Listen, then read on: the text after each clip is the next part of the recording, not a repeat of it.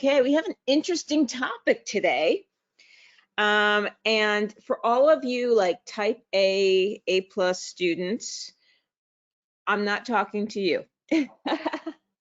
I know what it feels like to sit in the classroom and teachers talking about something that, somebody did, and you're like, oh my God, she's talking to me? I don't think I did that. I can't imagine I did that. Oh my gosh, I feel like she's talking to me. Okay, I'm not talking to you. All right. So, but this is something that is important for me to address because it is happening lately more than usual. And I don't know if it's like the moon cycles or what's going on, whatever it is, but people are having, that's right, it's party rocking on a Friday. Okay. People are getting difficult sometimes. It happens. And agents are getting to the end of their patience and just leaving them high and dry and just ghosting them and just completely not responding to them, and then it gets bad. So we're going to talk about that today. We're going to talk about, and for those of you who are new, I cannot make the slides bigger because it messes everything up. So we're just going to go with it. Let's say you've got a difficult client. He's like screaming at you on the phone. He's using profanities. He's being rude. He's just awful. And it's stressing you out.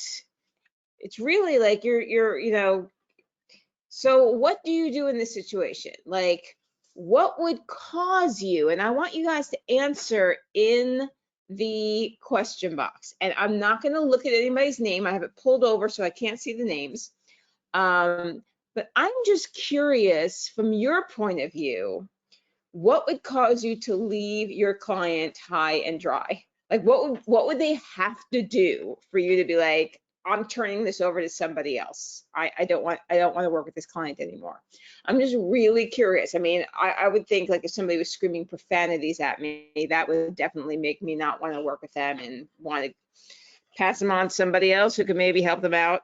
And I'm not talking about passing them on to somebody else. I'm talking about the people who actually ghost them. So, right now they would have to keep changing their mind and being rude. Okay.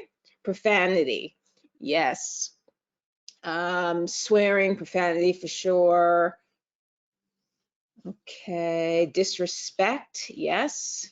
When they're being disrespectful. I tell them exactly why and pass them to someone else. Screaming at me or simply being unreasonable, being rude and disrespectful. Nothing satisfies the client. The client has endless requests that are not possible. Okay. Not responding. Okay, so they're not responding to you. Well, that would be a problem. Then they can't get mad at you because they're the ones not responding. When they keep changing the venue at least 3 times after finalizing the deal. Okay. Calling me out my name. They would have to hang up on me.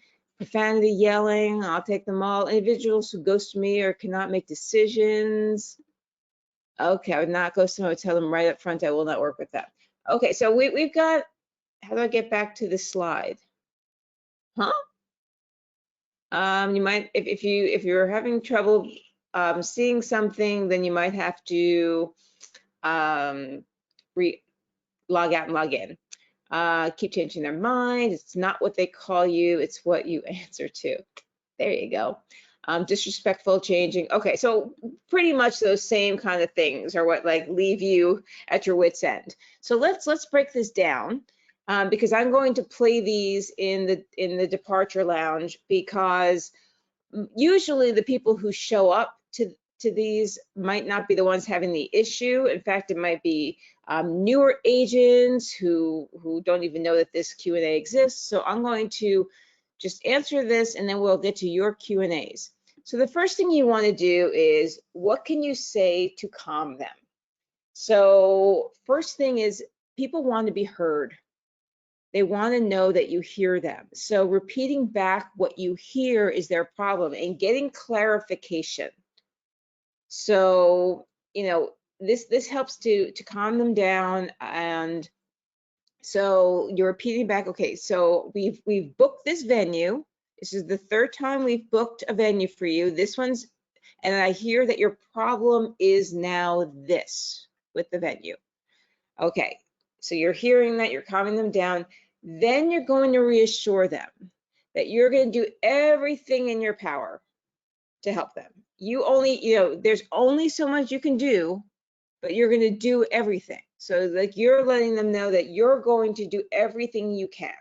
So if they're calling you from the airport and they're screaming that their flight has been canceled and they're not going to get to the cruise on time, even though you told them to go in a day early so this wouldn't happen, you're going to say, okay, I hear you. Your flight is canceled. I am now going to do everything in my power to get the help that you need to get you on another flight and get you there on time. Okay, but here's the thing. Once they pay, once they make that commitment, so there are a few of you who are like, if they keep changing their mind, blah, blah, blah. Okay, well, then if they keep changing their mind and they're not committing to anything, you can say, I don't think I'm the right travel agent for you. I'm clearly not hearing what you need and I'm not able to help you. But once they pay, you own them. Okay, they're yours. You're a professional travel agent. They're yours. Like, when you have a sports team and you've got a player who's got bad behavior, like that player is your responsibility. Like they're yours. So we've got to work on, for you to stay calm. Maybe like if they've just yelled at you and they've been profane, like, hey, maybe they weren't raised right, so they, to them that might be everyday talk, whereas someone's cursing at me, that is not how we play. No, maybe you go for a walk, clear your head, but you recognize that this is your obligation and you're going to do your best to make them happy. So, that is your thinking. And then also you want to have numbers ready for them. And give it to them before they go, who to contact when things go wrong. So if you have contact numbers that they need, like let's say they show up at the airport in Cancun and the car is not there to get them, like there might be a number that you can give them that they can go to directly and help themselves before they call you all crazy and angry, okay? And then remember to use the travel desk. When it comes to flights and issues like that, travel desk is what's there for you. Like don't call customer service, like pass go and collect $200 by using travel desk. Like they are the ones that have the direct access. They can, move things around. They can help you. So make sure you're using travel desk. All right. And then what are the solutions here? So when there are some things that you want to do beforehand. I have some doubles here. Wait, did I move? Yes. Okay. There are some things. Wait, I feel like, okay, I know what happened. I meant to put some of these things onto this page. Okay, so we'll just get rid of that. See, working in real time. Here we go. So some solutions to help you beforehand are to be clear with expectations. So this is how it works. We've booked your flight to Cancun. You chose to go on JetBlue. I want to manage some expectations with you. As we talked about before you chose your airline, JetBlue, yes, it is less expensive than the other airlines. It has also been doing a lot of cancellations and rescheduling. So I just had a trip for Cancun planned that I was supposed to go to last week, but because I wasn't feeling well, it was canceled. I mean, I canceled it. I had travel insurance. It's very important, y'all. Always have travel insurance. But I was still getting messages from JetBlue. And I found out that my flight back to Las Vegas was canceled. I would have been stuck at JFK. Luckily, I'm from New York. I would have found somebody I could have stayed over at their house. However, I've gotten some experience in travel over the last 7 years working with a travel company. But if that had happened to me before InteleTravel, I would have been in complete and utter panic. That's just how my body responds to these things. I'm like, oh my gosh, I'm by myself. I'm at JFK. I don't know how to get and what's funny is with InteleTravel, I was once with some of our other Dreammaker people, and we had to get to Nashville, and we were at JFK, and our flight got canceled. And there were a ton of flights that were canceled. We couldn't even get a hotel room. We couldn't get a flight out of JFK. So we had to find a hotel in Staten Island. I mean, and we had the InteleTravel team working for us to find this. And then it was actually we turned it into something special, which is something that you can look to do in the future. So here I was at Staten Island. I grew up in New York until I was 25. I'd never been to Staten Island. I had never taken the Staten Island ferry. I went on the ferry. I saw the Statue of Liberty, which I'd never, I mean, I never did any touristy things except go to the Empire State Building when I was a little kid. And I saw like downtown. I saw that giant bull where the stock market is. I actually went to the 9/11 memorial, which I always said I would never do because I lost some friends and I just thought it would be too traumatic.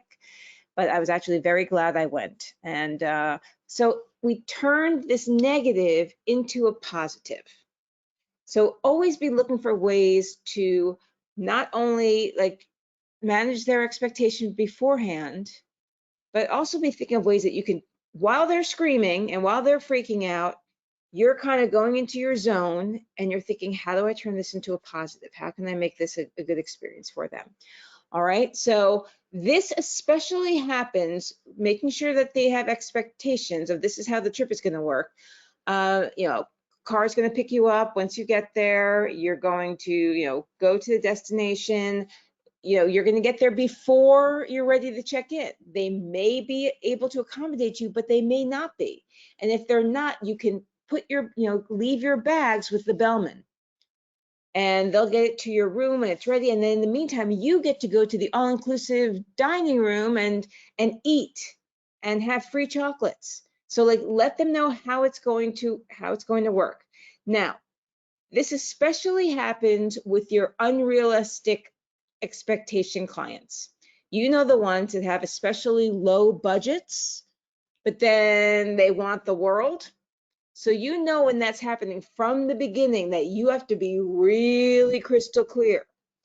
Okay, you wanted to go to Jamaica for a week and it only costs, $1,000. So you're not going to be in this luxury suite on the top floor that you originally wanted. Like, you really got to manage their expectations.